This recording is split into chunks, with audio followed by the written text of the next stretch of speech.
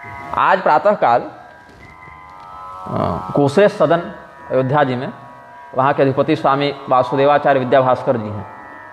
तो आज उनसे प्रातःकाल संवाद हो रहा था, तो उन्होंने एक संस्मरण बताया कि दक्षिणी भारत से कुछ रामानुजी महात्मा, त्रिदंडी सन्यासी इत्यादि आए थे, तो हरिद्वार में रुके थे। तो वहीं पर स्वामी जी का कोई सन्निधान था, आश्रम था। तो बाहर उन्होंने देखा कि शिवलिंग भी स्थापित है। तो भड़क गए कि हम लोग वैष्णव हैं, विष्णु परक आराधना करते हैं, आप शिवलिंग स्थापित किए हुए हैं, तो इससे तो संप्रदाय द्रोह हो जाएगा। तो स्वामी जी ने उत्तर दिया, ये जो शिव जी हैं ना, इन्हीं के हृदय में हमारे नारायण बैठे हुए हैं। विष्णु से हृदय शिवा और शिव से हृदय विष्णु। तो यदि हमारे नारायण जहाँ पर बैठे हैं उन्हीं को हम हटा दें तो हमारे नारायण बैठेंगे कहाँ? ऐसा उन्होंने समन्वय दृष्टिकोण से उत्तर दिया। तो कई बार क्या होता है, अनन्यता और दुराग्रह में भेद करना बड़ा कठिन हो जाता है कि हम अनन्य भक्त हैं कि दुराग्रही भक्त हैं। अब यदि स्वयं को श्री राम भगवान का भक्त बता रहे हैं, तो भगवान शिव के हृदय में बैठे श्री रामचंद्र जी का अनुभव क्यों नहीं हो पा रहा है?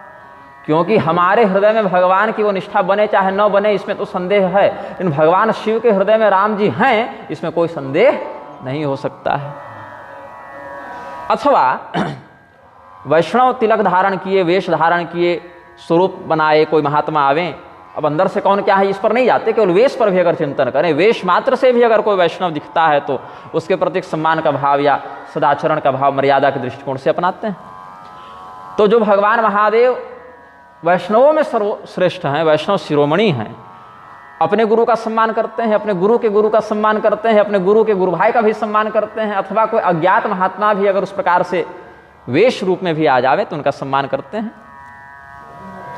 तो जो शास्त्रों में वैष्णवाग्रणी के रूप में सिद्ध हैं, उनके प्रति द्वेष भाव क्यों? तो अगर ऐसा द्वेष भाव बन रहा है तो समझना चाहिए कि ये भक्ति नहीं, ये दुराग्रह है। क्योंकि भगवान श्री रामचंद्र जी रामेश्वरम में भगवान महादेव की आराधना कर रहे हैं, और वहीं पर 2-3 महीना जाते जाते जब रावण का वध हो गया तो वही भगवान महादेव फिर स्तुति करने भी आए हैं समस्त देवताओं के साथ। तो इनका जो संबंध है, भगवान श्री रामचंद्र जी को देखकर शिव जी के मन में घृणा होती है कि भक्ति का उद्गार होता है, या भगवान महादेव का दर्शन प्राप्त करके राम जी के मन में घृणा होती है कि भक्ति का, प्रेम का उद्गार होता है। तो शैव को देखकर वैष्णवों के मन में और वैष्णवों को देखकर शैवों के मन में प्रेम उठना चाहिए, भक्ति का भाव उठना चाहिए कि घृणा और द्वेष का भाव उठना चाहिए। हम तो समझते हैं कि भगवान श्री रामचंद्र जी और भगवान महादेव एक दूसरे को देखकर जितने प्रेम से अभिभूत होकर व्यवहार करें, वैसा ही उनके भक्तों को भी करना चाहिए। तब शुद्ध मन है, तब मन में कोई कपट नहीं है, ऐसा हमारा अनुभव है। तो महारामायण का ये सिद्धांत है कि भूमौ जले नभसि देव नरासुरेषु भूतेषु देव सकलेषु चराचरेषु पश्यन्ति शुद्ध मनसा खलु राम रूपम रामस्य तच्छितितले समुपासकाश्च। भगवान के उपासक नहीं, नारायण विराजी, भगवान के उपासक नहीं, भगवान के समुपासक, सम्यक उपासक को ही समुपासक कहा गया है। उपसर्ग लगाकर कहा, इसके विशेष अर्थ को प्रकाशित करने के लिए सम उपसर्ग लगाया गया, उसमें फिर प्रभाव बढ़ गया। उपासक और समुपासक, मार्ग और सन्मार्ग, आचरण और सदाचरण, उसके प्रभाव को निर्मलता से प्रकाशित करता है। तो आचरण कैसा हो? दुराचरण नहीं, सदाचरण हो। मार्ग कैसा हो? कुमार्ग नहीं, सन्मार्ग हो। तो उपासना कैसी हो? दुर्भिसंधि वाली अशास्त्रीय उपासना नहीं। तो अशास्त्रीय उपासना तो रावण और मेघनाद ने भी की, भगवान महादेव की आराधना की है, उपासक तो वे थे। लेकिन भगवान महादेव की जो आराधना महर्षि दधीची ने की, भगवान की जो आराधना मार्कंडेय जी ने की, जो उपमन्यु जी ने की, वेदव्यास जी ने की, भगवान ने भी अन्य अन्य विभूतियों में जो आराधना की, क्या वह आराधना रावण के समान, भस्मासुर के समान है? नहीं, उससे बहुत ऊपर की आराधना है। तो ये समुपासक थे। तो सम्यक उपासना क्या है? पृथ्वी, जल, आकाश, देवता, मनुष्य, असुर, प्राणियों में चर अचर सर्वत्र शुद्ध मन से भगवद रूप का दर्शन हो, यह चिंतन करें। और ये सबसे संभव नहीं है। इसमें भी कहते हैं, गोस्वामी जी इसी भाव का स्मरण करके कहते हैं कि इसीलिए राक्षस तक भी भगवान की ही सृष्टि का एक अंश हैं, और भगवान ने वही, जैसे सपने में हमने कोई गुंडा बना लिया तो भले वो अधर्मी है, लेकिन हमारा ही स्वरूप बना ना, हमने ही अपने को बना लिया, तो भगवान का ही स्वरूप ये भी है, ऐसा समझकर उसके अंदर बैठे परमात्मा तत्व का अभिवादन किया। यहाँ राक्षस को प्रणाम नहीं किया। राम रूपम जो कहा ना, पश्यन्ति शुद्ध मनसा खलु राम रूपम, तो हृदय में परमात्मा तत्व का जो वास है हर प्राणी में, जड़ चेतन में, उस राम रूप को प्रणाम किया है। लोग भ्रमित होकर कहते हैं कि राक्षस को प्रणाम कर रहे हैं, तो अनैकांतिक दोष नहीं लगेगा। एकांतिक और अनैकांतिक दो विचार हैं। एकांतिक व्यक्ति एक बात को एक समय में एक तरीके से कहता है, और अनैकांतिक कहता है कि दूध दही सब सही, जो है सब वही है। तो हम पर भी लोग कई बार अनैकांतिक होने का आरोप लगाते हैं कि निग्रहाचार्य का कोई सिद्धांत नहीं है। निग्रहाचार्य रामानुजाचार्य के संप्रदाय में जाएंगे तो उन्हीं की बड़ाई करेंगे, रामानंदाचार्य के यहाँ आएंगे तो उन्हीं की बड़ाई करेंगे, शंकराचार्य के यहाँ आएंगे तो उन्हीं की बड़ाई करेंगे, मध्वाचार्य के यहाँ जाएंगे तो उन्हीं की बड़ाई करेंगे। अब मैं सिद्धांत से अद्वैती हूँ, और मध्वाचार्य जी जो 4 वैष्णवों में एक हैं वो द्वैती हैं, बिल्कुल पूर्व पश्चिम हो गए। लेकिन हमने जब महावाक्यों का निवृत्ति भाष्य लिखा तो हमने मध्वाचार्य जी को ही प्रणाम किया। मध्वाचार्यम श्री गुरुमूर्तिम प्रणतोस्मि कहा। तो इसके कारण हमारे ऊपर बहुत से आरोप लगे कि आप जब अद्वैत मत का सिद्धांत रूप से अनुसरण करते हैं स्वसंप्रदाय में, तो आप द्वैतवादियों को गुरु बोलकर कैसे प्रणाम कर सकते हैं। तो भाई गोस्वामी जी से ज़्यादा तो हम नहीं पढ़ लिए होंगे, या गोस्वामी जी से ज़्यादा ब्रह्मज्ञानी तो नहीं हो गए होंगे। तो गोस्वामी जी जैसे मान्य भगवदनिष्ठ आचार्यों ने जब ऐसा अवतारी प्रस्तुत किया है, तो हम लोगों को उन्हीं का अनुसरण करना चाहिए, ऐसा हम समझते हैं। बाकी अपने संप्रदाय के मत में सबों का मत अनुकरणीय है, विरोध अलग अलग में दिख सकता है, लेकिन जो जिसका शिष्य है और उसकी संप्रदाय परंपरा अगर शास्त्र सिद्ध है, तो वहाँ पर फिर उसको उसी में निष्ठा रखनी चाहिए।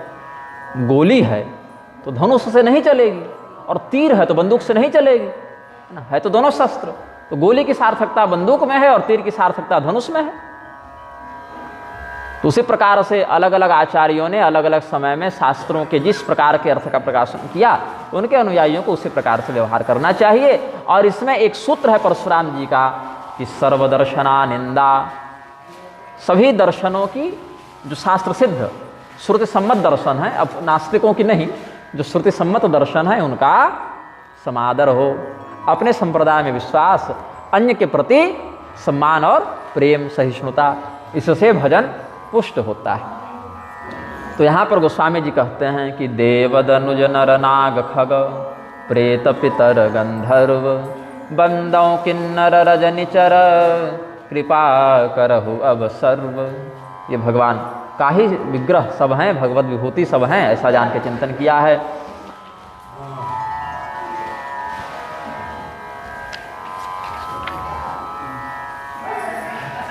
आकर 4,84,00,000 जाति जीव जल थल नभवासी, सिय राममय सब जग जानी, करऊं प्रणाम जोरि जुग पानी। जान कृपा कर किंकर मोहु, सब मिल करहु छाड़ी छल छोहु।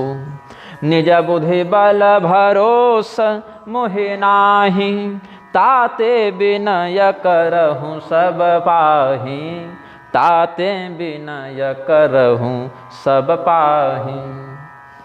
जिस समय परमात्मा के संकल्प शक्ति से, सुशिक्षा शक्ति से मूल प्रकृति ने इस संसार का निर्माण किया, उसमें अच्छा बुरा जैसा कुछ था नहीं। और जब यह संपूर्ण जगत प्रपंच, दृश्यादृश्य जगत प्रपंच परमात्मा में विलीन हो जाएगा, तब भी अच्छा बुरा कुछ बचेगा नहीं। ये सारा झगड़ा बीचे का है। जब तक संसार दिख रहा है, तुम साधु हो, चोर हो, डकैत हो, अच्छे हो, बुरे हो, राजा हो, गरीब हो, ये सारा झगड़ा जब तक स्थिति है तभी तक। सृष्टि और संहार में ये सब बातें नहीं होती। काहे भाई, संहार में तो देवता भी मरते हैं, राक्षस भी मरते हैं, जब महाप्रलय हो जावे तो कौन बचेगा फिर। तो अच्छा बुरा ऊपर नीचे ये सारा झगड़ा स्थिति में है, सृष्टि संहार में झगड़ा नहीं होता। इसीलिए गोस्वामी जी कहते हैं ताते विनय करो सब पाए, सबसे हम अपना अनुनय निवेदित करते हैं, क्योंकि अपने बुद्धि बल का हमको भरोसा नहीं है। जो भगवान करुणा निधान हैं, कृपा निधान हैं, उन्हीं के आप सब भगवत विभूति हैं, इसलिए आप भी उन्हीं करुणा निधान के विग्रह होने से स्वयं भी करुणा निधान हो गए। परमात्मा सर्वत्र है, इसलिए सब परमात्मा रूप हैं। इसीलिए आप लोग छल छोड़कर हम पर कृपा करें, क्योंकि देवता और असुर मिलेंगे तो सत्संग नहीं करेंगे, लड़ेंगे। श्री सीताराम। देवता और असुर लगेंगे तो झगड़ा करेंगे, और यदि मनुष्य और राक्षस मिल जावे तो राक्षस मनुष्यों को चबा जाएं, तो यहाँ पर विरोध हो जाएगा। लेकिन भगवान के यहाँ विरोध नहीं है। जो सर्प और जो गरुड़ बाहर झगड़ा करते फिरते हैं, भगवान के पास वही शेषनाग और गरुड़ जी बड़े प्रेम से रहते हैं। हालांकि वो भगवत विभूति हैं, उनकी तुलना सामान्य सर्प और पक्षी से नहीं कर सकते, लेकिन कहने का भाव है कि भगवान के यहाँ इस प्रकार का छल कपट नहीं चलता, द्वेष नहीं चलता। महादेव जी के यहाँ देख लीजिए, सर्प और चूहे में प्राकृतिक वैर होने के बाद भी वासुकी नाग और गणेश जी का मूषक प्रेम से रहते हैं। सर्प और मोर में झगड़ा होने के बाद भी कार्तिकेय जी का मोर और भगवान का सर्प प्रेम से रहते हैं। सिंह और बैल में विरोध होने के बाद भी भगवती का सिंह और भगवान का बैल नंदीश्वर। भगवान के वृषभ का क्या नाम है? नंदीश्वर। और भगवती के सिंह का नाम है सोमनंदी, सिंह का नाम। अच्छा आपकी तो राशि भी सिंह है शायद ना, लग्न सिंह है, कुछ ऐसा ही राशि। तो अच्छा, उस दिन जो सिंह का वर्णन कर रहे थे राजा दिलीप और नंदिनी गाय के प्रसंग में, उस सिंह का नाम कुंभोदर था, बताना भूल गए तो उसमें भी स्मरण हो गया। तो भगवान के यहाँ इस प्रकार का वैर और वैमनस्य नहीं चलता, वहाँ सब एक समरस ब्रह्म तत्व के चिंतन में लगे रहते हैं, ऐसा विरोध नहीं। हाँ, कहीं अगर विरोध दिख जाता है तो उसको भगवान की लीला समझना चाहिए, रस विस्तार के लिए किया गया एक नाटक समझना चाहिए। जैसे दो अभिनेता किसी फिल्म में नाटक कर रहे हैं, तो कोई चोर बन गया, कोई पुलिस बन गया, आपस में लड़ रहे हैं, और जब उसके अभिनय का कार्य पूरा हुआ तो फिर यथावत है। उसी प्रकार से भगवान के भक्तों में भी, पार्षदों में भी यदि किंबा कहीं विरोध की स्थिति शास्त्रों में दिख भी जावे, तो उसको भगवान की इच्छा से लीला विस्तार के लिए किया गया एक अभिनय समझकर स्वीकार करना चाहिए, उसमें दोष दर्शन नहीं करना चाहिए।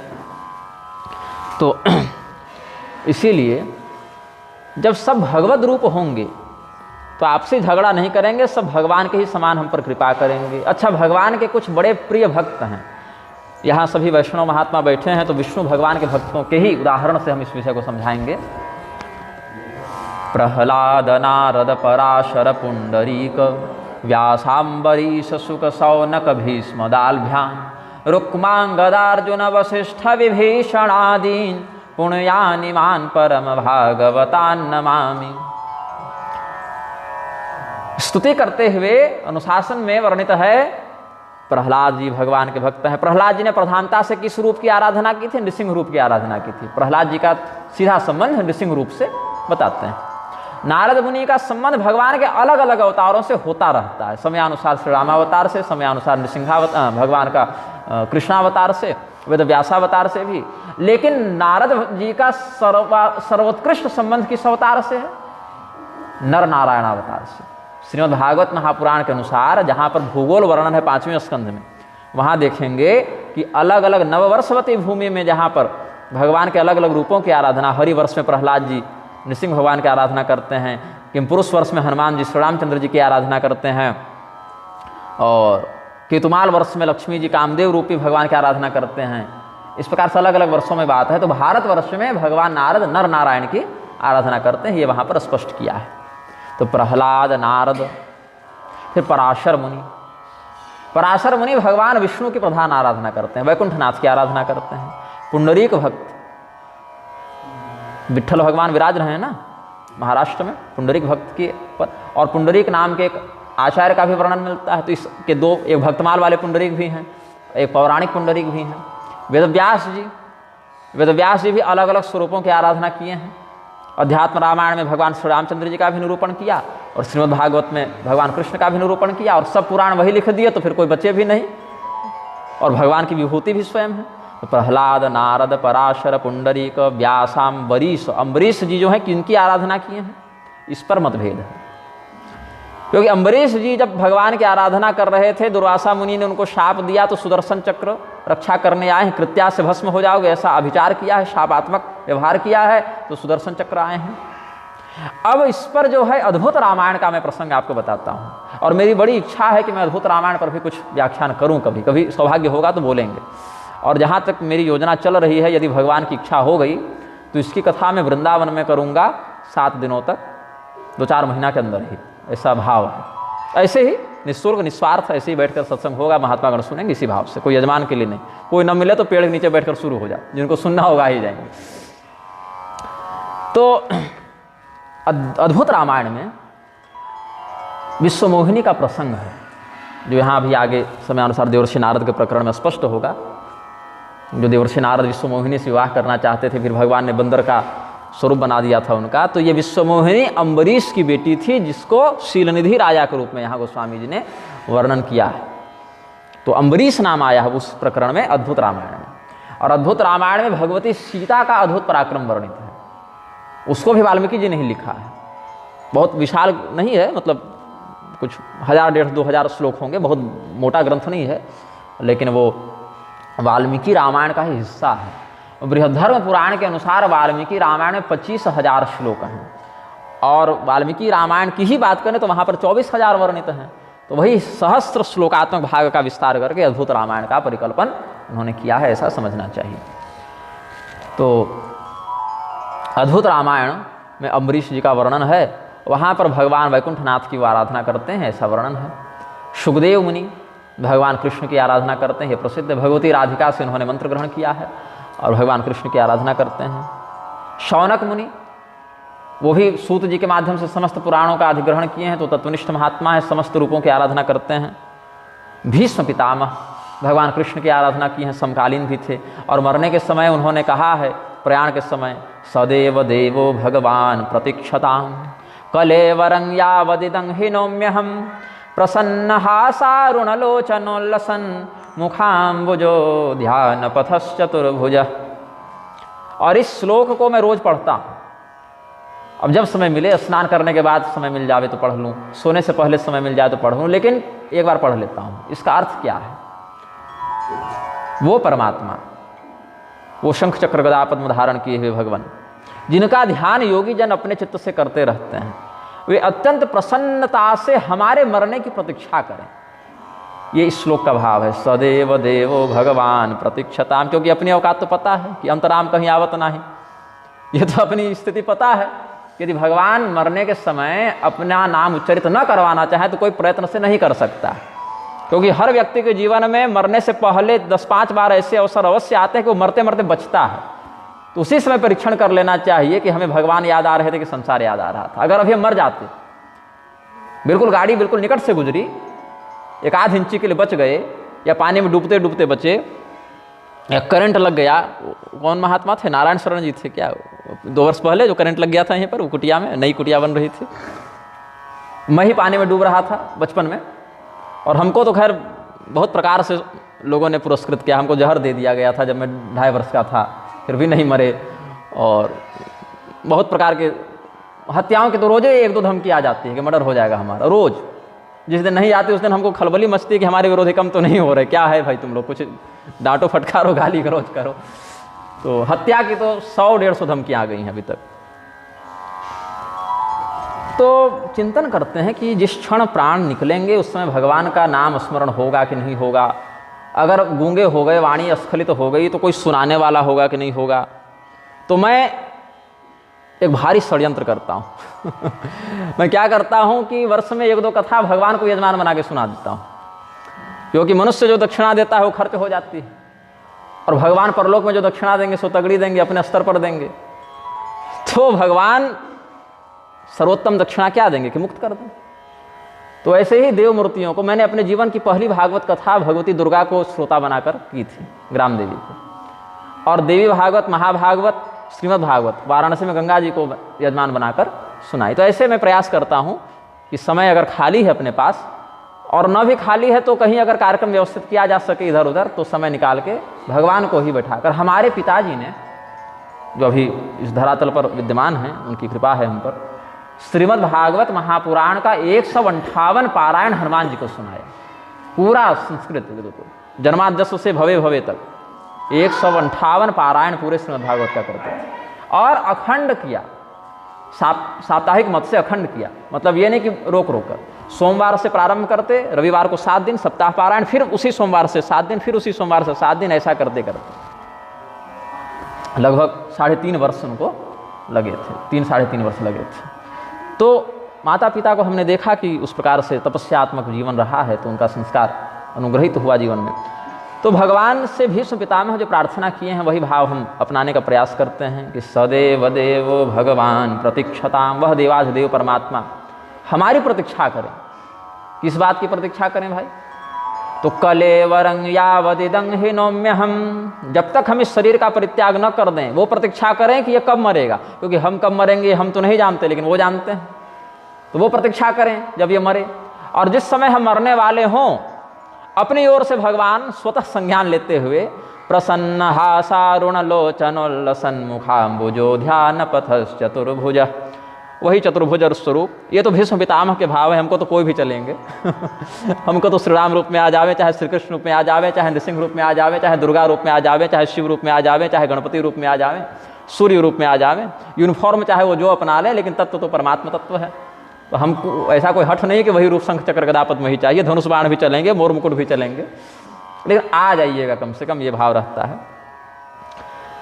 तो इसीलिए गोस्वामी जी कहते हैं कि निज बुद्धि बल भरोसा मोहि नाही, अपने बुद्धि बल का भरोसा हमको नहीं है। जब इन्हीं को नहीं था तो हम लोग कैसे करें भाई?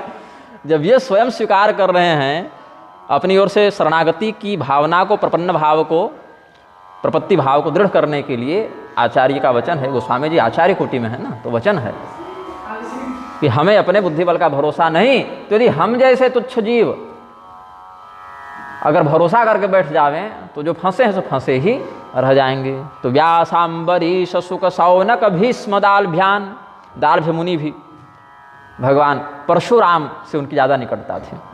रुक्मांगदार्जुन वशिष्ठ विभीषणादिन, रुक्मांगद राजा की कथा नारद पुराण में मिलती है, एकादशी महात्म्य में। मोहिनी प्रकरण, वहाँ एक मोहिनी नाम की एक अलग से स्त्री उनके पास भेजी गई थी, उनकी एकादशी व्रत की महिमा को भंग करने के लिए। तो बड़ा दीर्घ वृत्तांत वहाँ पर है, मोहिनी रुक्मांगद संवाद ये सब। और अर्जुन का नाम प्रसिद्ध है, नर नारायण के रूप में जो नर हैं वही अर्जुन है और नारायण ही कृष्ण है। जो बद्रीनाथ भगवान में विराजते हैं वही कृष्ण हैं, वही अर्जुन हैं। और वशिष्ठ मुनि भी प्रसिद्ध हैं। भगवान श्री रामचंद्र जी आएंगे, यही स्वार्थ था या परमार्थ था जो कह लीजिए, वो पुरोहित बनना स्वीकार किए सूर्यवंश का। बोले नहीं तो यजमानी से ज़्यादा गलत काम हम किसी को नहीं समझते। यजमान की 10 बातें सहो, कहीं टोकना हो तो संकोच करो और उसके पाप को भी अधिग्रहण करो, तो हम भीख मांग के खा लेंगे। किसान जब खलिहान से अपना अनाज उठा कर ले जावें तो जो अन्न के कण, धान, गेहूं इत्यादि कुछ गिर जाएं उन्हीं को हम चुनकर खा लें, शिरोच्छ वृत्ति से अपना लें, इन पुरोहित ही नहीं करेंगे, यजमानी नहीं करेंगे। तब ब्रह्मदेव ने कहा कि कर लो, बढ़िया वैकेंसी निकली है, वहाँ भगवान का अवतार होगा। तब केवल भगवान इस वंश में आएंगे, इसी एक पवित्र उद्देश्य से वशिष्ठ जी ने वहाँ पुरोहित बनना स्वीकार किया है। और विभीषण जी प्रसिद्ध हैं श्री रामचंद्र जी से उनका दास भाव भी और सख्य भाव भी है। विभीषण जी को भगवान अपना मित्र भी मानते हैं और सेवक और स्वामी का भी भाव है उनका। तो इसमें एक बात आप ध्यान देंगे, ये जितने भक्त हैं उसमें पहला और अंतिम नाम राक्षसों का है। विभीषण जी राक्षस राज हैं, प्रहलाद जी भी राक्षस राज हैं। तो प्रहलाद जी कोई ऋषि नहीं, कोई देवता नहीं, राक्षस थे, दैत्य कुल में थे। और विभीषण जी भी वैसे ही थे। लेकिन भक्तों की जब परिपाटी में मंगलाचरण करते हैं तो पहला और अंतिम नाम राक्षस ही का लेते हैं। ये उनकी योग्यता है, ये उनका समर्पण का महात्म्य है। तो इसीलिए गोस्वामी जी ने बंदव, किन्नर, रजनीचर सब कह दिया। अच्छा, इसमें भी देखें, यमराज का एक वचन है। अजामिल का नाम जानते ही हैं सब संत समाज में, नारायण नाम उसके मुख से पुत्र भाव से उच्चरित हुआ था, भगवत भाव से नहीं। 88 वर्ष की अवस्था में 10 पुत्रों के पिता अजामिल अपने सबसे छोटे पुत्र नारायण को, पुत्रम नारायणा वयम दूरे क्रीडनका सक्तम पुत्रम नारायणा वयम, जब यमदूतों को देखा अजामिल ने तो नारायण ऐसा पुकारा अपने पुत्र को, तो नंबर दूसरी जगह लग गया उसका। उसके यहाँ जो नारायण शब्द का उच्चारण हुआ तो भगवान के पार्षद आ गए, वो वैकुंठनाथ भगवान ने भेज दिए और फिर यमदूतों से उनका संवाद हुआ, यमदूतों को भगा दिया गया। फिर अजामिल की बुद्धि भी भगवत पार्षद दर्शन से शुद्ध हुई, तो हरिद्वार जाकर फिर विधिपूर्वक उन्होंने भगवत स्मरण करके शरीर छोड़ा। फिर विमान आया तो बैठकर गए दिव्य धाम को। तो यमदूतों ने जाकर यमराज के पास शिकायत कर दी थी। अच्छा ये बताइए, कति समति शास्तारो जीवलोकस्य वै प्रभो।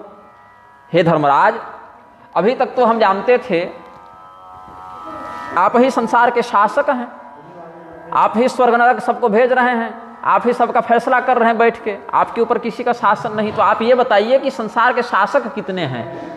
यमराज सोचे कि आज तक तो हमारे सेवकों ने ऐसा प्रश्न हमसे नहीं किया, आज तक तो बस जो जिसका टिकट कट जाता था उसको लेके आते थे, तो आज हमसे प्रश्न कैसे कर रहे हैं। तो बोले क्या बात हो गई, ये प्रश्न उठा कहाँ से। तो उन्होंने कहा कि अजामिल को लाने गए थे, हम लोग 3 थे, उधर से शंख चक्र गदा पद्म लिए 4 बड़े सुंदर सांवले सलोने पीताम्बर वनमाला वाले लोग आ गए और बड़े तेजस्वी थे, तो हम लोग कुछ कर भी नहीं सके। तब ये हर कंपनी का एक यूनिफॉर्म होता है, कोई वकील है, कोई पुलिस वाला है, कोई सिपाही है फौज में है, कोई पायलट है, कोई डॉक्टर है, सबकी वेशभूषा होती है। तो ऐसे ही अलग अलग देवताओं के भी स्वरूप निश्चित हैं। विष्णु पार्षदों के क्या स्वरूप होंगे, रुद्र पार्षदों के क्या स्वरूप होंगे, देवी की योगिनियों के क्या स्वरूप होंगे, भैरव गणों के क्या स्वरूप होंगे, ऐसे। तो बोले कि परमात्मा जो भगवान हैं, नारायण हैं, वही संसार के शासक हैं, उन्हीं के आदेश से, उन्हीं के सामर्थ्य से हम सब ये सब विभाग संभाल रहे हैं। वो राजा हैं, हम लोग उनके विभागीय सेवक हैं, अलग अलग विभाग संभालने के लिए भगवान ने हम लोगों को नियुक्त किया है। बाकी मालिक स्वामी तो जगन्नाथ तो वही हैं, जगत के नाथ तो वही हैं। और एक बात कही, धर्मम तो साक्षात भगवत प्रणीतम न वै विदुर्ऋषयो नैव देवा। धर्म जो है, धर्मराज नाम है ना यमराज का, जो गरिमामय संबोधन, वो धर्मराज है। पापियों के लिए यमराज हैं और दुष्टों के लिए, धर्मात्माओं के लिए धर्मराज हैं। एक स्वरूप बड़ा सुंदर है, सौम्य है। गरुड़ पुराण इत्यादि का भी अध्ययन करेंगे, सारोधारे सही, लेकिन उसमें भी वर्णन है कि यमलोक में प्रवेश करने के 4 दरवाजे हैं। तो दक्षिण दिशा से जो द्वार खुलता है वहाँ से पापियों को लाया जाता है और पूरब उत्तर पश्चिम से धर्मात्माओं को लाया जाता है। तो जब धर्मात्मा आते हैं तो यमराज का बड़े आह्लादक स्वरूप में दर्शन करते हैं, वो बड़ा दिव्य सुंदर मनोरम स्वरूप है। और जब धर्मात्मा को देखते हैं यमराज तो बड़े प्रसन्न चित्त से उसका स्वागत करते हैं। और पहले से उस सभा में जो पुण्यात्मा देवता ऋषि सब विद्यमान हैं उनको कहते हैं कि देखो ये अमुक व्यक्ति अमुक स्थान पर अमुक कुल में उत्पन्न हुए थे, वहाँ इन्होंने ऐसा ऐसा दिव्य धर्म का आचरण किया, तो हम सब इनका स्वागत करेंगे। इन्होंने अपने जीवन को कृतार्थ किया है, इन्होंने असफल नहीं किया अपने जीवन को। फिर उसका स्वागत करके जैसा पुण्य होता है वैसे धाम को भेज देते हैं। और जो दुष्ट होता है उसको जब लाया जाता है तो यमराज का स्वरूप देखकर ही वो बेहोश हो जाता है। इतना विकराल भयंकर स्वरूप, बड़ी बड़े दांत, नाखून, अंगार छोड़ती हुई आंखें, काला कलूटा स्वरूप, अट्टहास करते हुए, जीभ इतनी लंबी कि कान तक जीभ पहुंच जाए, जीभ से कानों को चाटते हुए, सूर्य के समान तेजस्वी नेत्रों से उसको भस्म कर देंगे ऐसा देखते हुए और डांटते हुए कि तुमको यही करने मनुष्यों ने भेजे थे, अभी भी नहीं सुधरे हो। तो आत्मा संयमितो येन सदैवस्तु यम स्मृतः। यम क्यों कहते हैं? उन्होंने अपनी आत्मा का संयम करके रखा है। अपने गड़बड़ हो जाएंगे तो निर्णय कैसे देंगे? तो जो न्याय की गद्दी पर बैठा हो उसको स्वयं निष्पक्ष और धर्मज्ञ होना चाहिए और निर्भय भी होना चाहिए, नहीं तो लोग ही धमकी देंगे कि ज़्यादा मत फैसला कीजिए, देख लेंगे आपको। तो यमराज को निर्भय भी होना पड़ेगा। और निर्भयता कैसे आती है? भगवत शरणागति से ही निर्भयता आती है। तो भगवान ही धर्म के स्वामी भी हैं, प्रवर्तक भी हैं और धर्म के द्वारा आराध्य भी वही हैं। आचार प्रभवो धर्मो धर्मस्य प्रभुरच्युतः, विष्णु सहस्रनाम के आखिरी में देखेंगे तो सदाचरण प्रधान, श्रुति स्मृति पुराणागम सम्मत मर्यादा में जो सदाचरण विहित है वही धर्म है। और उस धर्म का जो स्वामित्व धारण करते हैं वही अच्युत भगवान है, जो अपने प्रभाव से कभी नीचे नहीं गिरते। चाहे वो सारथी की गद्दी पर बैठ जाएं तो भी परमात्मा ही रहेंगे, चाहे द्वारिका की गद्दी पर बैठ जाएं तो भी परमात्मा ही रहेंगे, चाहे दिव्य दिव्य आभूषणों से युक्त होकर अयोध्या के सिंहासन पर बैठ जाएं तो भी परमात्मा ही रहेंगे, चाहे जंगल जंगल हे सीते का विरह लीला करें तो भी परमात्मा ही रहेंगे। अर्थात बाहर से वो जैसी भी लीला की अभिव्यक्ति करें, मूल तत्व में उनमें कोई दोष नहीं आता, कोई मल नहीं आता, कोई विकार नहीं आता। इसलिए वो निर्मल निष्कल निर्विकार परमात्मा है, वही धर्म के स्वामी हैं। तो स्वयंभूर्नारदः शंभुः कुमारः कपिलो मनुः प्रहलादो जनको भीष्मो बलिर्वैयासकिर्वयम् द्वादशैते विजानीमो धर्मम भागवतम भटाह। अपने यमदूतों का सम्मेलन बुलाकर यमराज ने 12 लोगों के नाम गिनाए हैं।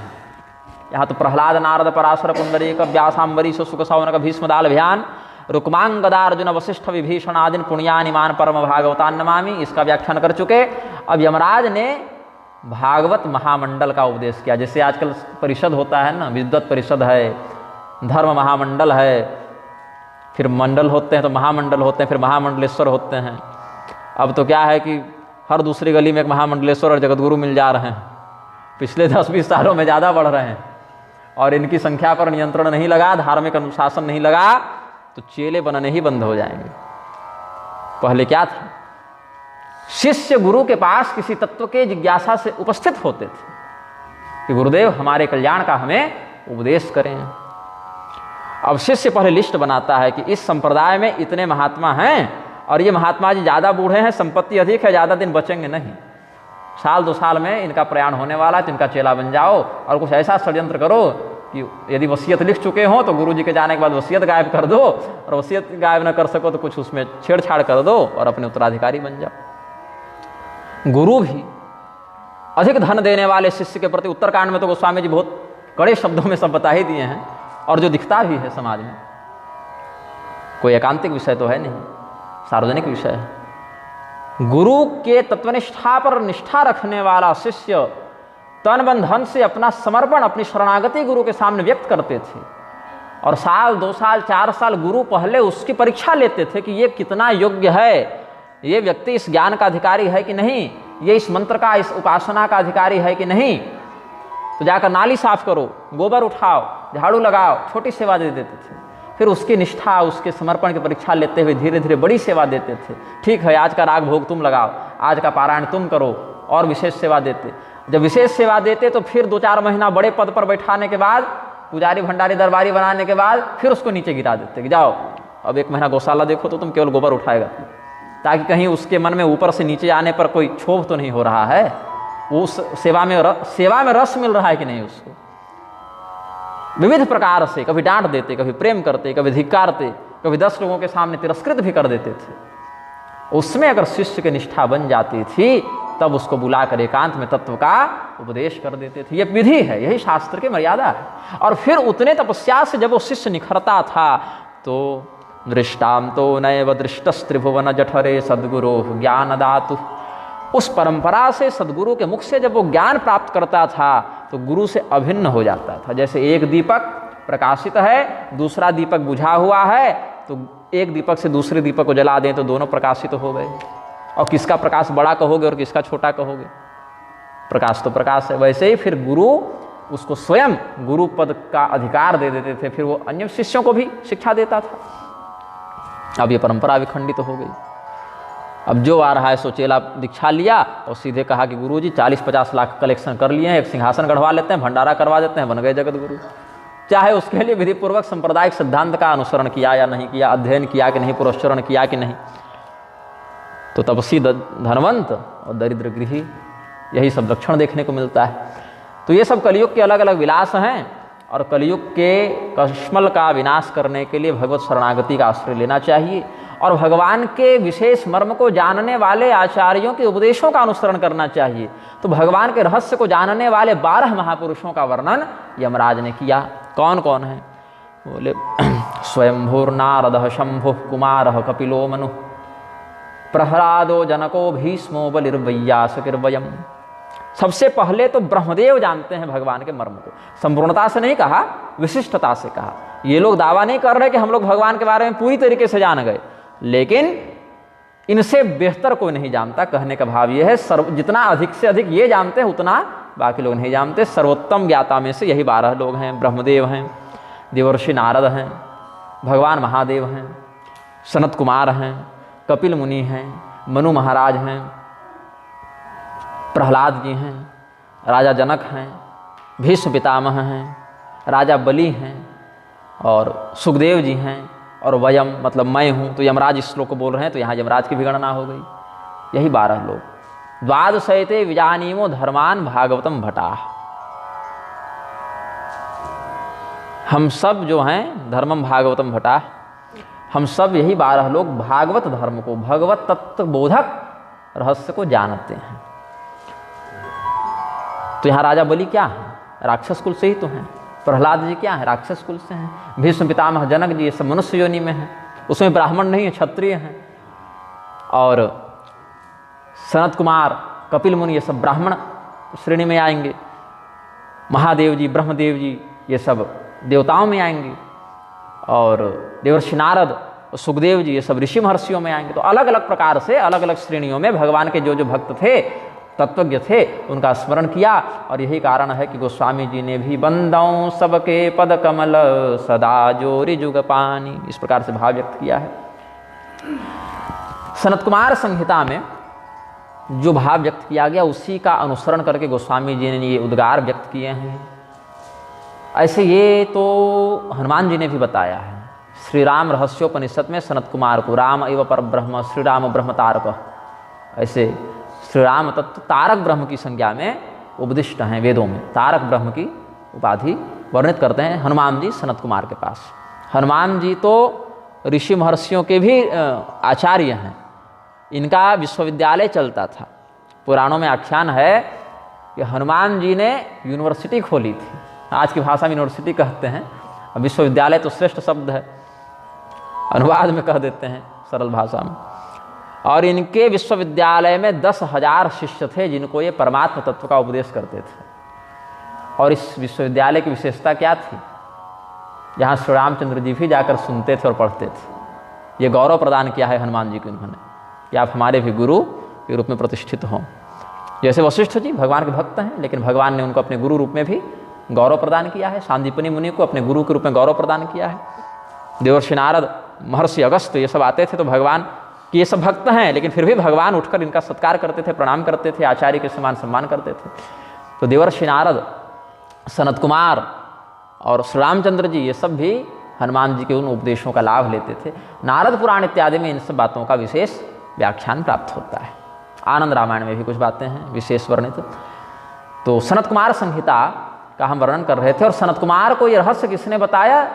हनुमान जी ने बताया। कहाँ बताया? श्री राम रहस्योपनिषद में बताया, जिसको कहीं कहीं हनुमदोपनिषद भी कहते हैं।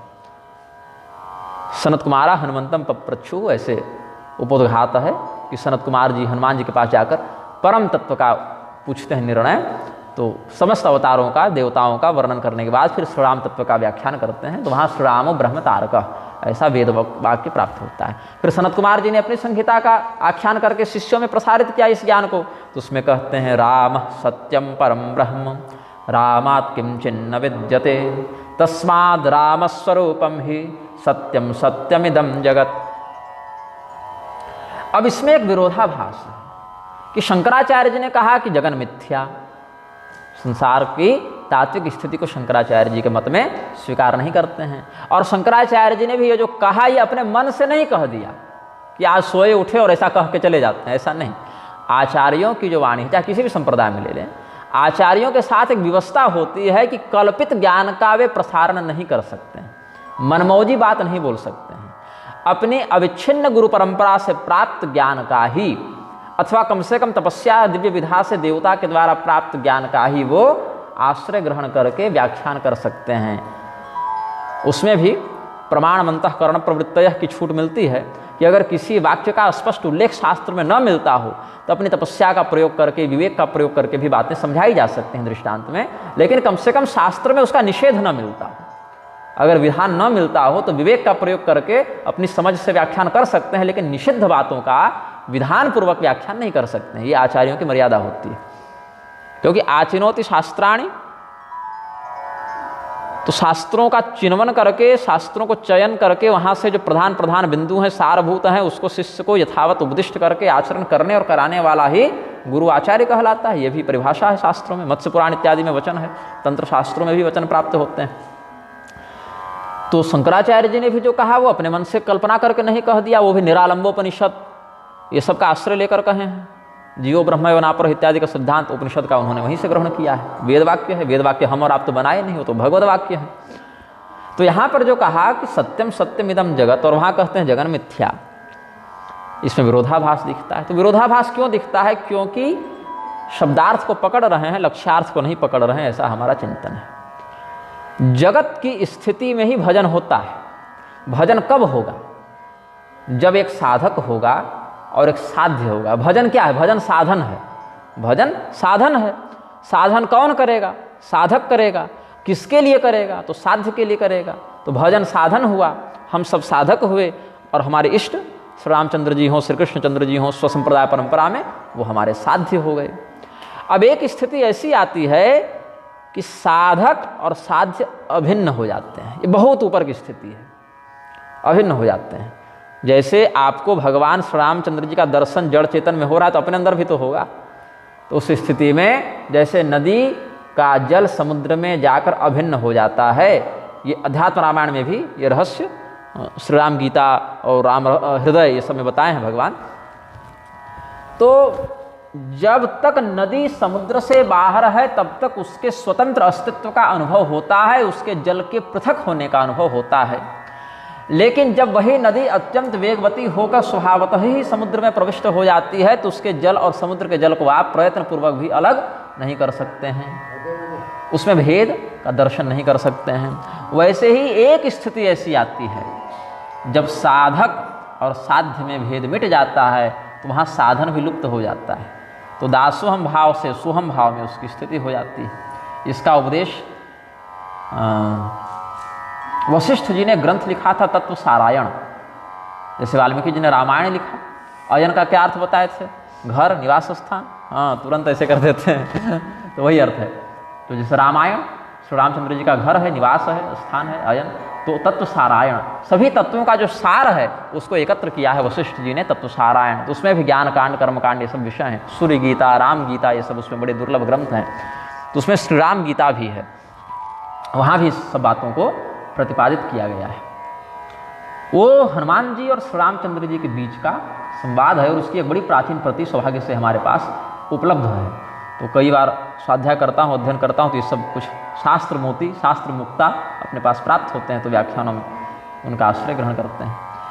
तो वहाँ भी इस जगत को मिथ्या के रूप में भगवान ने बताया, चिद विलास के रूप में बताया। जैसे सपना है, सपने में सुख दुख नदी तालाब सब दिख रहा है, लेकिन जगने के बाद उसके मिथ्या होने का बोध होता है। लेकिन जब तक हम सपने में हैं तब तक उसके सत्य होने का भ्रम होता है, जिसको अविद्या कहते हैं। यहाँ शुरू में कह देना रज्जौ यथा हेर भ्रमा, रस्सी में सांप के होने का भ्रम, तो रस्सी रस्सी ही रहेगी। लेकिन हमने भ्रमवशात उसको सर्प समझ लिया तो भय के कारण हमारी धड़कन बढ़ गई, बीपी बढ़ गया, रक्तचाप बढ़ गया। रस्सी में परिवर्तन आया क्या? नहीं आया। हमने जैसा समझा हमारे अंदर वैसे भय का उद्गार हुआ, और जब ज्ञान बुद्धि, विवेक बुद्धि जागृत हो गई कि अरे भैया ये तो रस्सी है, तो भय भी चला गया। रस्सी में कोई परिवर्तन नहीं आया। वैसे ही संसार में कोई तात्विक परिवर्तन मिथ्या या सत्य दृष्टि से नहीं आता। हमें यदि संसार के अंदर फंसे रहने की स्थिति में चिंतन करना पड़े तो सत्य के समान अनुभूति होती है। तो साधन का आश्रय लेकर बोध की प्राप्ति करते हैं, और जब बोध हो जाए, जग जाए, सपना टूट जाए, तब यह समझ जाता है कि वो तो मिथ्या था। तो स्वर्ग, नरक, सुख दुखादि लोक भी, लोकगत इच्छाएं और लोकगत परिणाम भी मिथ्या ही हो जाते हैं उस समय जाकर। ये आचार्य युक्ति है। तो इसीलिए जब तक आप संसार की स्थिति में रहकर चिंतन करेंगे तब तक जगत सत्य प्रतीत होगा, और इस जगत से निकलने के लिए भगवान का आश्रय लेना पड़ेगा। पार जाने के लिए तारक का आश्रय लेना पड़ेगा, तारक तत्व का ही माध्यम बनाएंगे तो उसके लिए भजन इत्यादि साधन है। भजन है, व्रत है, जप है, स्वाध्याय है, तपस्या है, ध्यान है, योग मार्ग है, अलग अलग विधान बताए हैं भगवान। तो कोई जप का आश्रय ले रहा है, कोई भजन का आश्रय, कोई कीर्तन का आश्रय, कोई पाठ करने का, तो कोई पाठ सुनने का, अलग अलग विधानों से भगवत परायण होने का माध्यम भगवान ने तय बताया है। तो ये सब साधनों का आश्रय लेता है। कब? जब जगत में स्थित है। अब जगत से पार ही चला गया तो फिर साधन का लोप हो गया, तब तो साध्य साधक भेद मिट गया। तो यहाँ पर कहते हैं राम सत्यम परम ब्रह्म रामात् किंचिन्न विद्यते। क्योंकि उस सत्य स्वरूपी परमात्मा के अतिरिक्त कुछ है ही नहीं, इसीलिए जगत भी परमात्मा का ही एक स्वरूप समझना चाहिए। तो बोले जब परमात्मा सत्य है और सत्य का अभाव नहीं होता, ना भावो विद्यते सतः, श्रीमद् भगवद गीता भगवान कहते हैं सत्य तत्व का अभाव नहीं होता। क्योंकि सत्य क्या है? निर्विकार, अपरिवर्तनीय, अविनाशी है। इसीलिए सत्य स्वरूपी परमात्मा, सत्यनारायण शब्द है ना भगवान के लिए। कैसे नारायण? और सत्यनारायण तो कहते नहीं, सत्यनारायण कहते हैं। सत्यव्रतम सत्य परम त्रिसत्यम सत्यस्य योनिम निहितम च सत्य, ये सब भगवान की स्तुति में कहते हैं। सच्चिदानंद घन परमात्मा का जब व्याख्यान करें, ओम तत्सद इति निर्देशो इत्यादि वचनों का स्मरण करें, तो सत शब्द से सत्य स्वरूपी परमात्मा का बोध होता है। तो यह चिंतन किया शिष्य ने कि जब परमात्मा सत्य हैं, श्री राम जी को सत्य बताया गया, और यहाँ कहते हैं सत्यम सत्यम इदम जगत, तो फिर जगत को मिथ्या मानने का क्या औचित्य है? इस संसार के नश्वर होने में क्या हेतु है? क्योंकि संसार नश्वर है, इसी बात का आश्रय लेकर तो भगवान की ओर बढ़ना है। तो संसार यदि नश्वर न हो तो क्यों हम भगवान की शरण में जाएं? तो संसार जब नश्वर है तो सत्य स्वरूपी परमात्मा का इसमें कैसे समावेश हो रहा है? तो इसमें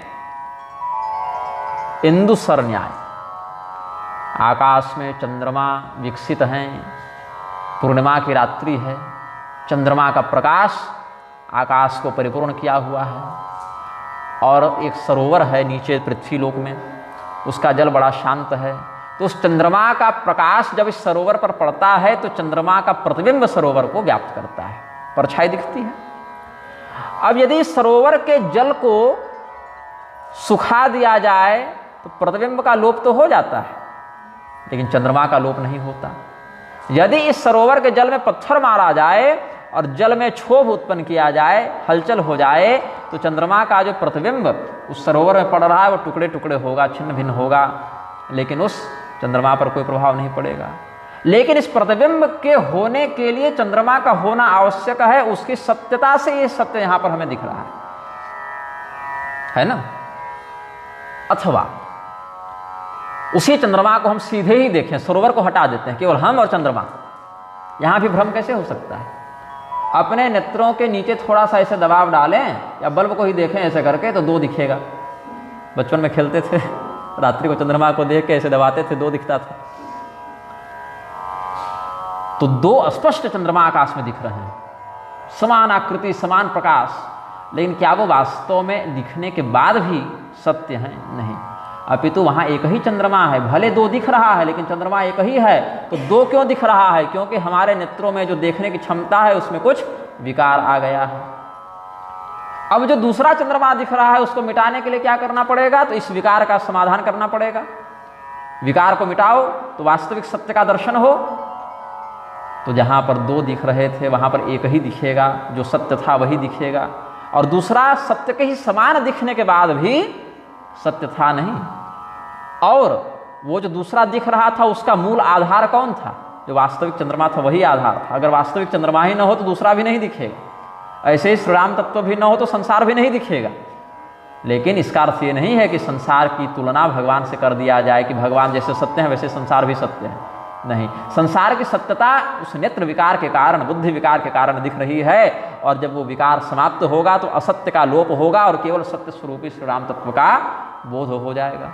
तो इसीलिए जहाँ पर सत्यम सत्यम इदम जगत कहा वहाँ सविकार दृष्टि युक्त जगत का बोध है, और जहाँ जगन मिथ्या कहा वहाँ विकार रहित दृष्टि से जगत की नश्वरता का प्रतिपादन करते हुए ब्रह्म तत्व के सत्य का अवलोकन करने का भाव है। तो राम सत्यम परम ब्रह्म रामात् किंचिन्न विद्यते तस्माद् राम स्वरूपम ही सत्यम सत्यमिदम जगत, ये वचन कहा। इसके बाद वो स्वामी जी की आगे की चौपाई का आश्रय लेते हैं। करण चहवु रघुपति गुण गाहा लघुमति मोरि चरित अवगाहा सूझन एकौ अंग उपावु सूझन एकौ अंग उपावु मन मतिरंक मनोरथ रावु मन मतिरंक मनोरथ रावु। कोई बहुत गरीब व्यक्ति है, बहुत दरिद्र है, भिक्षाटन इत्यादि के माध्यम से अन्य लोगों के सहयोग से किसी प्रकार से एकाध वक्त का, एकाध समय का भोजन हो जाता है। अब यदि वो अपने मन में ये मनोरथ धारण कर ले कि हम तो भैया एकदम सोने के महल में रहेंगे और मणिमुक्ता जटित सिंहासन पर बैठेंगे और विविध प्रकार के भोगोपभोग से अपने जीवन को पुरस्कृत करेंगे, तो इसकी मूर्खता ही कही जाएगी। अति महत्वाकांक्षा कही जाएगी। देखिए महत्वाकांक्षा भी गलत नहीं है, लेकिन अति महत्वाकांक्षा हो जाना ये गलत है, ये अशोभनीय भी है। तो गोस्वामी जी कहते हैं कि हम भगवान श्री रामचंद्र जी के, रघुपति जी के चरित्र का वर्णन करना चाहते हैं, लेकिन समस्या क्या है, हम गरीब हैं और भगवान जगदीश्वर हैं, जगत के सिंहासन पर जो बैठे हैं उनका हम वर्णन कैसे कर दें, क्योंकि विस्तृत चरित्र है और हमारी बुद्धि गरीब है, दरिद्र है। यहाँ तक कि चरितम रघुनाथस्य शतकोटि प्रविस्तरम एकैकमक्षरम पुंसाम महापातकनाशनम। भगवान का चरित्र जो है वो अतुल्य है, अनंत है। 100 करोड़ श्लोकों का एक उपमान बता दिया गया, लेकिन इसको भी संपूर्णोपमान नहीं कहा, इतना ही है। इदमित्थम कही जात न सोई, ये सब भी वचन है, इतना ही है, ऐसा ही है, ये दावा नहीं कर रहे, ये आश्वासन नहीं दे रहे, अपितु अनंत है, शतकोटि प्रविस्तर है। तो बोले फिर उतना पढ़ेंगे, समय रहे, समझ रहे तब ना उद्धार होगा। बोले नहीं, भगवान के चरित्र की यही विशेषता है कि एक अक्षर में भी पूर्ण है। एकैकम अक्षरम पुंसाम महापातकनाशनम। जो प्रभाव संपूर्ण श्री राम अनंत चरित्र का है, वही प्रभाव उस चरित्र के जुड़े एक अक्षर का भी वही प्रभाव है। केवल राम कह दो तो भी वही प्रभाव है, और संपूर्ण 100 करोड़ श्लोकों का पारायण कर दो तो भी उसका वही प्रभाव है। बोले फिर फायदा क्या, जब केवल 2 अक्षर से काम बन सकता है तो इतने इतने श्लोकों की रचना का क्या कारण है। इसीलिए क्योंकि भक्त अतृप्त होता है, तृप्ति भक्ति में बाधक है। भजन करने से मन भर जाए तो समझ लो भक्ति खंडित हो रही है। भक्त वही सच्चा है जो सदैव प्यासा बना रहे, जिसको भजन कथा का चाव बना रहे। परीक्षित जी को सुखदेव जी 4 श्लोक में भी भागवत का मर्म समझा के उद्धार करवा सकते थे, लेकिन परीक्षित जी जब तक जीवित रहे तब तक कथा ही सुनते रहे। हनुमान जी जैसे परम तत्ववेत्ता भक्त भी आज तक भजन करके तृप्त नहीं हुए कि हाँ अब हो गया, अब नहीं करेंगे, सदैव अतृप्त बने रहे। इसलिए भगवान के श्रेष्ठतम भक्तों में उनकी गणना होती है। देवर्षि नारद कभी नहीं कहे कि चलो बहुत भजन हो गया अब आराम करेंगे, नहीं, उनका नारायण जप कीर्तन अहर्निश विद्यमान है। तो भजन तो श्वास पर चलता है। जो सचेतावस्था में नहीं भी कर सकते हैं ऐसे योगी जन अजपा जप के माध्यम से श्वास पर भी भगवान का नाम सुमिरते रहते हैं, जपते रहते हैं। अखंड वृत्ति से भजन करने का निर्देश शास्त्र देते हैं। तो ये बात केवल गोस्वामी जी ने कहा ऐसा नहीं है, पूर्व काल के आचार्यों ने भी यही चिंतन किया है। क्व सूर्य प्रभवो वंशः क्व चाल्प विषया मति तेरशोर दुस्तरम मोहा दुड़ुपे नास्मि सागरम। अब सूर्यवंश का विस्तार कितना अधिक है, अलग अलग राजाओं के चरित्र यहाँ वर्णित हैं। जब रघुवंशम महाकाव्य लिखने के लिए कालिदास जी बैठे तो यही चिंतन किया कि कहाँ सूर्यवंश का महान उज्ज्वल पवित्र चरित्र, कहाँ हमारी छोटी सी बुद्धि जिस प्रकार से लघु आकृति का अल्प संसाधन युक्त तरणी का आश्रय लेकर हम समुद्र पार नहीं कर सकते, लहरों के माध्यम से ही उसको नष्ट कर दिया जाएगा, वैसे ही अल्पमति का आश्रय लेकर सूर्यवंश के वर्णन में हम समर्थ नहीं हैं। तो जब सूर्यवंश के बाकी राजाओं के वर्णन में समर्थ नहीं है तो सीधे भगवान के चरित्र लिखने में कैसे समर्थ होंगे। फिर भी आगे क्या कहते हैं, मति अति नीच ऊंची रुचि आछी चाहिए अमीय जग जुरई न छाछी क्षमि हहि सज्जन मोरि ढिठाई सुनि हहि बाल बचन मन लाई सुनि हहि बाल बचन मन लाई। मेरी बुद्धि अत्यंत निम्न स्तरीय है। गोस्वामी जी की विनम्रता अद्भुत है, हृदय छू जाती है। कोई दूसरा व्यक्ति गोस्वामी जी का 10% ज्ञान भक्ति भी प्राप्त कर लेता ना तो उसके अहंकार की कोई सीमा नहीं होती, लेकिन इतने तत्वनिष्ठ महात्मा होने के बाद, भगवनिष्ठ महात्मा होने के बाद भी उनकी विनम्रता का अद्भुत स्तर है। गोस्वामी जी कहते हैं कि मेरी मति अत्यंत नीच स्तर की है और चाह हमारी बड़ी ऊपर की है कि हम भगवान का चरित्र लिख डालें। तो हाल क्या है कि पीने के लिए हमको छाछ नहीं मिल रही है समय पर और इच्छा करने के अमृत चख लें। तो चाहिए अमीय जग और जुरई न छाछी, हमको छाछ नहीं मिलती और हमको अमृत पीने की चाह है। ऐसे ही बुद्धि हमारी बड़ी खोटी है और इच्छा क्या है कि भगवत चरित्र का व्याख्यान करें। तो हमारी धृष्टता है, यह हमारा दुस्साहस है।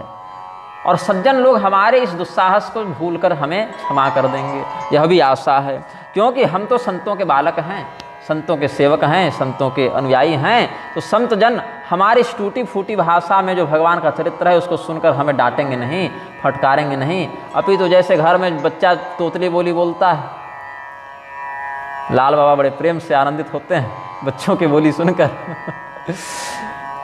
तो बच्चा जब तोतली बोली बोलता है तो स्पष्ट वाणी का उच्चारण नहीं करता, बहुत सी अशुद्धि होती है उसके उच्चारण में, लेकिन माता पिता प्रमुदित होते हैं, और बोलो, इस प्रकार से प्रोत्साहित करते हैं। तो वैसे ही मैं बच्चा हूँ संतों का, और जब मैं बोलूँगा तो बहुत गलतियाँ हो सकती हैं, बहुत अस्पष्टता हो सकती है, लेकिन जो बालक कह तो तरे बाता, सुनहि मुदित मन पितु अरु माता, हंसी हहीं कूर कुटिल कु बिचारी, जे पर दूषण भूषण धारी।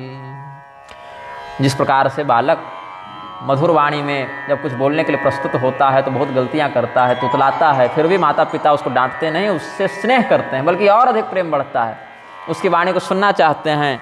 तो हमारे माता पिता के समान संत जन हमारे इस अपराध को क्षमा करेंगे और हमारी वाणी को वैसे ही स्वीकार करेंगे जैसे कोई माता पिता अपने तोतली वाणी से बोलते हुए बच्चे के प्रति प्रेम का व्यवहार करते हुए उसके अपराधों को क्षमा करके उसके वचन को स्वीकार करते हैं।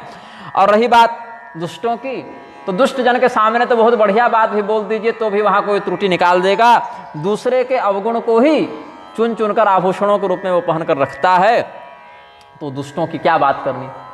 उसका तो स्वभाव ही है कि बहुत बढ़िया भी अगर कोई कह दे दुष्ट के सामने तो वहाँ से भी कोई ऐसी बात वो निकाल लेगा कि मन खट्टा हो जाए।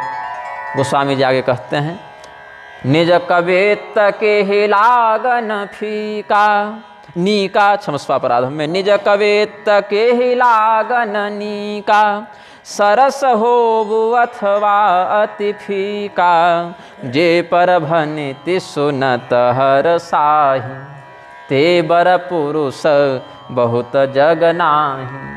अपनी कविता सबको अच्छी लगती है कि हम बहुत बढ़िया श्लोक लिखे, बहुत बढ़िया भजन लिखे, बहुत बढ़िया कविता लिखे, और दूसरे की कविता श्लोक में दोष बहुत जल्दी दिख जाता है। सबके साथ ऐसा है। मैंने संस्कृत में हजारों श्लोक लिखे, तो जब अपने से लिखता हूँ तो उसमें दोष नहीं दिखता, यहाँ व्याकरण की दृष्टि से ये गलत हो गया या ये छंद की दृष्टि से गलत हो गया, तो मैं फिर उसको विद्वानों के पास भेजता हूँ कि आप लोग इसके विशेषज्ञ हैं तो ज़रा देखिए इसमें क्या गलती है, बताइए, हम उसको सुधारेंगे। फिर वो लोग देखते हैं और जहाँ अगर कोई गलती हो तो फिर बताते हैं और उसको हम सुधार लेते हैं। तो अपने से देखने का प्रयास भी करता हूँ, तो कुछ बहुत गलती दिख भी जाए, सुधार भी ले, लेकिन सारी गलती नहीं दिखती है। कोई ना कोई ऐसा बिंदु अवश्य होता है जहाँ पर गलती बच जाती है। हाँ, हो सकता है बाद में दिख जाए स्वयं भी, लेकिन कई बार नहीं भी दिखती है, ये सत्य है।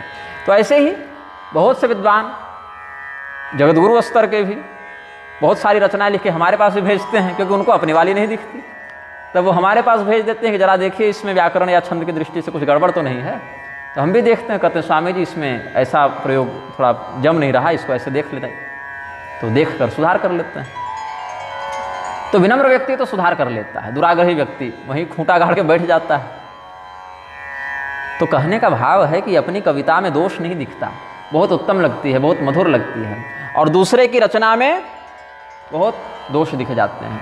अपनी रचना उत्तम हो चाहे अनुत्तम हो, वो ऐसे अनुत्तम शब्द के भी दो अर्थ हो जाते हैं। रामपाल वाले बड़ा लाठी पीटते रहते हैं इस शब्द पर, तो कहीं नए समास लगाकर निषेध करते हैं, जो उत्तम नहीं है उसको भी अनुत्तम कहते हैं, और जिससे उत्तम कोई नहीं उसको भी अनुत्तम कहते हैं। नास्ति उत्तमो यस्मात्, वो अनुत्तमः ये भी अर्थ लगता है, और नास्त्युत्तमः इत्यनुत्तमः ये भी अर्थ लगता है। जो उत्तम नहीं उसके लिए भी संस्कृत में अनुत्तम शब्द है, और जिससे उत्तम कोई दूसरा नहीं मतलब सर्वोत्तम, उसके लिए भी अनुत्तम शब्द आता है। भगवान के लिए अनुत्तमो दुराधर्ष विष्णु सहस्त्रनाम में, वहाँ क्या अर्थ है? भगवान से उत्तम कोई नहीं, ऐसा अर्थ लगता है। तो यहाँ पर भाव है कि अपनी रचना उत्तम हो चाहे अधम हो, लिखने वाले को तो बढ़िया ही लगता है, लेकिन ऐसे सत्पुरुष बड़े दुर्लभ हैं जो दूसरे की रचना को सुनकर भी प्रशंसा करें। दूसरे की रचना भी जिनको उत्तम लगे, अच्छी लगे, दूसरे की रचना को सुनकर जो हर्षित हों, ऐसे सत्पुरुष अधिक नहीं है संसार में। जे पर भनिति सुनत हर साही, ते बर पुरुष बहुत जगनाहि। इस पर एक बड़े उत्तम भक्त हुए भगवान के आचार्य जयदेव कवि, गीत गोविंद इत्यादि उन्होंने लिखे हैं। उड़ीसा क्षेत्र में उनकी बड़ी महिमा भी है। जगन्नाथ स्वामी के बड़े भक्त हुए वो जयदेव कवि, गीत गोविंद इत्यादि उनकी उत्कृष्ट रचना है। तो जयदेव स्वामी जी का एक भाव है, अपि मुदमुपयान्तो वाग्विलासस्वकीयैः, ये भी मालिनी छंद की शैली में लिखे हैं वो। अपि मुदमुपयान्तो वाग्विलासस्वकीयैः परभणिति सुतृप्तिं वान्ति सन्तः कियन्तः। अपनी जो रचना है, अपनी जो कविता है, अपना जो व्याख्यान है, उसको सुनकर तो बहुत से लोग आनंदित होते हैं, लेकिन परभणिति सुतृप्तिम, जिसको जे परभणिति सुनत हरसाहि, गोस्वामी जी ने भाव ग्रहण किया। परभणिति सुतृप्तिम वान्ति संतः कियन्तः। ऐसे संत लोग कितने हैं जो दूसरे की रचना को सुनकर भी प्रसन्न हो, हर्षित हो, आनंदित हो, अपने वाग विलास से हर्ष को प्राप्त हुए। अच्छा, कुछ संत तो ऐसे भी हैं कि अपनी रचना में आनंदित होते हैं और दूसरे की रचनाओं में भी आनंदित होते हैं। ऐसे भी कुछ संत हैं। ये भी भाव जयदेव स्वामी जी का है। तो आगे कहते हैं, जग बहु नर सुर सरि समभाई, जे निज बाढ़ी बढ़हि जल पाई। सज्जन सकृत सिंधु सम कोई, देख पूर विधु बाढ़ई जोई। देख पूर विधु बाढ़ई जोई। संसार में अधिकांश जनसंख्या कैसे लोगों की है? दूसरे की संपदा को जब तक अपना न बना लें तब तक बढ़ते नहीं हैं। तो जो जल बादल में अवस्थित है, वर्षा के माध्यम से वही जल जब सरोवर में, नदियों में आता है, तो दूसरा का जल जब अपने पास आ जावे तो बढ़ जाते हैं। नदियों का जल बढ़ जाता है और सरोवर का जल बढ़ जाता है। तो ऐसे लोग बहुत हैं जो अपनी संपत्ति से वृद्ध होते हैं, वृद्धि को प्राप्त होते हैं, समृद्ध होते हैं, या दूसरे के संपत्ति का अधिग्रहण करके वृद्धि को प्राप्त होते हैं। एक समुद्र के समान बिरले कोई साधु पुरुष हैं जो चंद्रमा की पूर्णता को देखकर भी वृद्धि को प्राप्त होते हैं। पूर्णिमा के समय समुद्र का जो उफान है, अब समुद्र में प्रवाह तो होता नहीं क्योंकि वो स्थावर जलराशि समूह है ना, वो बहकर कहीं दूसरी जगह जाता तो नहीं, अचल भंडारण है समुद्र में, लेकिन उसकी तरंगों में वृद्धि देखने को मिलती है। समुद्र में ज्वार भाटा आ जाता है पूर्णिमा के चंद्रमा को देखकर। तो दूसरे की वृद्धि को देखकर भी जो स्वयं हर्षित हो, आनंदित हो, प्रमुदित हो, वृद्धि को प्राप्त हो। तो सज्जन सकृत सिंधु सम कोई, देख पूर विधु बाढ़य जोई। विधु मतलब चंद्रमा, पूर्व मतलब पूर्ण चंद्रमा। इसको पुलस्त मुनि ने ये भाव व्यक्त किया था, जिसको गोस्वामी जी ने अधिग्रहित किया है। पुलस्त मुनि कहते हैं, सरित समानरा लोके स्वसंपद वृद्धिशालिनः, विरला सिंधु सदृशा पर वृद्धि विवर्धिता। एक दोहा के साथ आज के व्याख्यान को पूर्ण करेंगे। भाग छोट अभिलाषु बड़, करहु एक विश्वास। पैहहि सुख सुने सुजन सब, खल करिहहि उपहास। और ये जो बात कही गोस्वामी जी ने, ये तो लिखने के समय कही, लेकिन जब ये ग्रंथ पूर्ण हुआ तो यही समाज ने गोस्वामी जी के अनुभव को सिद्ध भी किया कि सज्जनों ने बड़े प्रेम से उनका सत्कार किया और दुर्जनों ने उपहास किया। उस समय भी बहुत से लोगों ने गोस्वामी जी की निंदा की कि अरे क्या लिख दिए हैं, कुछ भी लिख देंगे तो मान लेंगे क्या, पढ़ लेंगे क्या। तिरस्कार भी हुआ है गोस्वामी जी का, लेकिन जो सज्जन थे उन्होंने बड़े प्रेम से, बड़े सत्कार से गोस्वामी जी का सम्मान किया है। तो इन्होंने कहा कि हमने जो लिखने का संकल्प किया है, ये जो श्री रामचरितमानस लिखने के लिए हम प्रस्तुत हुए हैं सज्जनों, तो जो हमारी स्थिति है उसके अनुसार तो भाग्य हमारा बहुत बड़ा नहीं है। भाग्य की दृष्टि से तो हम लघु हैं, भाग्यहीन हैं, भाग्य हमारा बड़ा छोटा है और अभिलाषा बड़ी है, बहुत अधिक है अभिलाषा। तो एक विश्वास हमें अवश्य है, और ये विश्वास बड़ा सही था गोस्वामी जी का कि पैहहि सुख सुनि सुजन सब।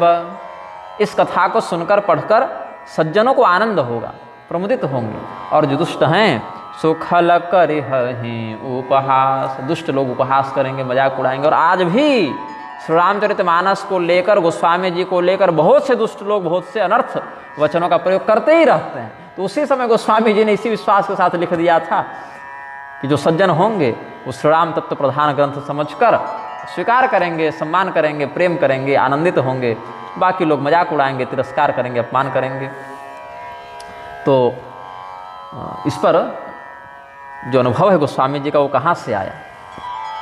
वशिष्ठ मुनि का एक वचन यहाँ पर उद्धृत करते हैं वशिष्ठ संहिता से। यास्या, क्षमा करेंगे, ग्राम्याकृतिर्हास योग्या हसन्तु सुतराम खलाः रामकीर्ति सुधा धवतां त्वेतां गास्यन्ति साधवः। जब कोई व्यक्ति टूटी फूटी भाषा में, बहुत संस्कृत न जानता हो, बहुत अच्छा बोलना न जानता हो, क्योंकि वक्तृत्व शैली भी सबों में नहीं होती, संस्कृतज्ञ भी सब लोग नहीं होते, लेकिन अपनी जिस भी शैली में वो चाहे भगवान का कीर्तन भजन अगर कर रहा है, गंवार भाषा में भी कर रहा हो, गांव की भाषा देहाती भाषा में भी कर रहा हो, तो खल व्यक्ति उसका उपहास करते हैं।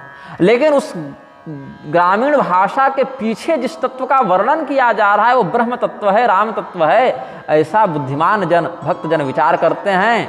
तो साधु लोग उसी के पीछे पीछे फिर उस राम कथा का भले ग्रामीण भाषा में हो लेकिन गान करने लग जाते हैं। तो ये दुर्जन और सज्जन में भेद है। ये सब आचार्यों की उक्तियों को हमने आज व्यक्त किया है।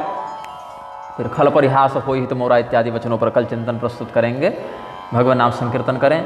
सीताराम सीताराम सीताराम सीताराम सीताराम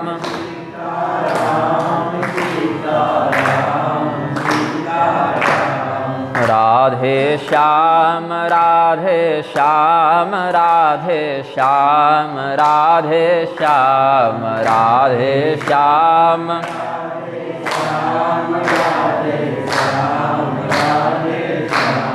सीताराम सीताराम सीताराम सीताराम सीताराम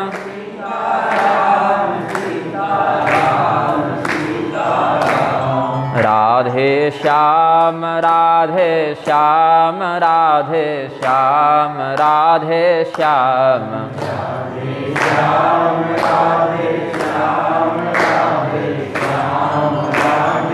प्रेम से बोलिए आनंद कंद भगवान की, श्री उमापति महादेव की।